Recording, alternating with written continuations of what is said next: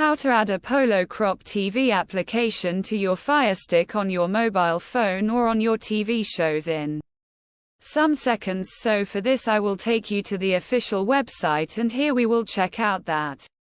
How can we connect it to the TV? So for this, as you can see, this is the remote here, and to install a Polo Crop TV on your Firestick, for the steps first is enable apps from unknown sources from the main menu. To do certain, select My 5 or My Fire TV, choose developer options and enable apps from unknown sources. Now install the download app. If you don't have it already, search for the downloader app in the Amazon store, download and install the downloader. Now open the download application and the Apollo Group TV URL. You can copy it from the app and download the Android TV version of Apollo Crop TV. Once you have installed Apollo Crop TV, you have to do this: log into your account using your credentials, and now you're ready to stream with your Fire remote. This is the video. Thank you so much for watching this video. Please subscribe our channel for watching more technical updates